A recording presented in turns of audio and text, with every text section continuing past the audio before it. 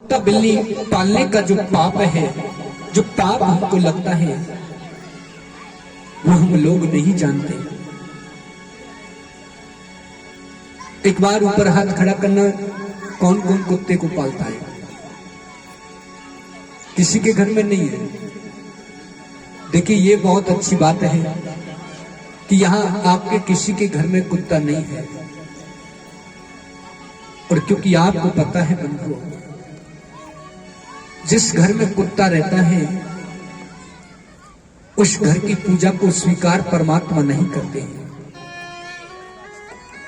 और क्योंकि इस बात को मैं नहीं कह रहा, इस बात को साक्षात ब्रह्मवर्तक पुराण में लिखा हुआ है। यदि उस घर में कोई ब्राह्मण भोजन करने के लिए जाता है तो उसका वो भोजन भी स्वीकार नहीं होता और उसको फिर 7 जन्म तक कुत्ते की योनि प्राप्त होती है। क्योंकि हम लोग सोचते हैं कि ये कुत्ता जीव है। अरे यदि पालना है तो सर्वोपरि गौ माता को पालो, क्योंकि जिसमें 33 कोटि कोटि देवता का वास है। हर अंग में मां गौ माता के पास है।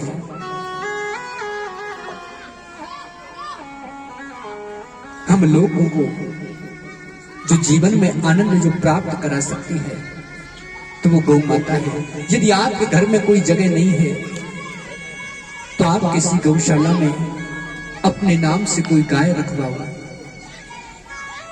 उसके लिए अन्न पानी वही आप समर्पित करें।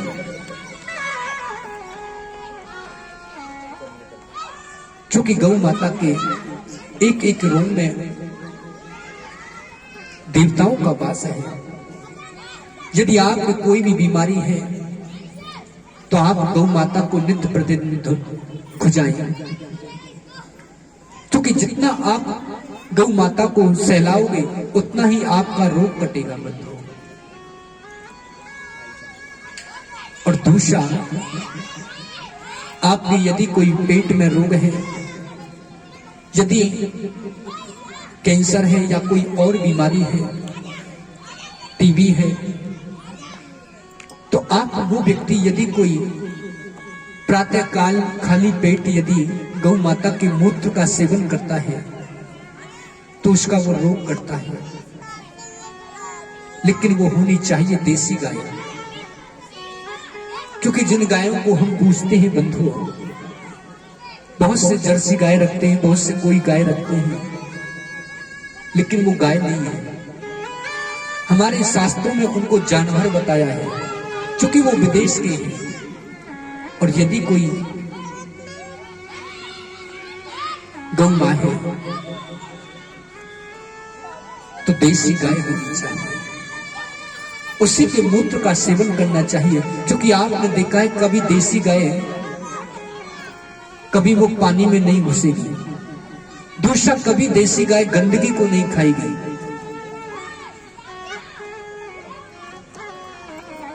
यदि आपको सेवा करनी है तो उस गाय गौ माता की सेवा करो। और दूसरा बंधुओं, कभी गौ माता को बेचना नहीं चाहिए, कभी गौ माता को बेचना नहीं चाहिए। इसी प्रकार से राजा नृग हुए और राजा नृग का काम था कि वो एक गाय सोने में मढ़ करके ब्राह्मणों को दान देते थे। और क्योंकि जीवन में गौदान भी सबसे बड़ा दान है बंधुओं, जब वो राजा नृग ब्राह्मणों को गाय देते थे, दान करते थे, तो उनके सींगों को सोने में मढ़ करके, खुरों को चांदी में मढ़ करके ब्राह्मण को दान देते।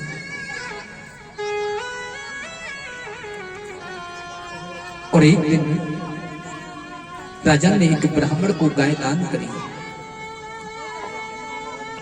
और वो गाय राजा के उस ब्राह्मण के घर से खुलकर के राजा की गौशाला में आ गई। दूसरे दिन कोई दूसरा ब्राह्मण आया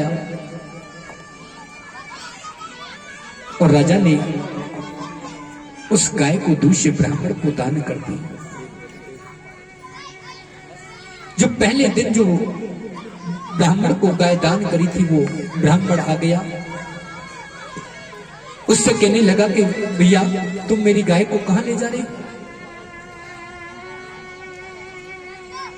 बोले मुझे ये गाय राजा ने दी है।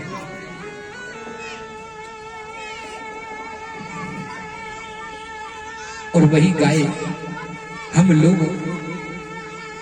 खरीदते हैं, हम लोग दान की वस्तु को बेच देते हैं गौ माता को, और लेकिन पता नहीं उस गौ माता के साथ में क्या क्या अत्याचार होता है बंधुओं। क्योंकि यदि कोई पाप है तो सबसे बड़ा पाप वो है जो गौ माता को बेचता है।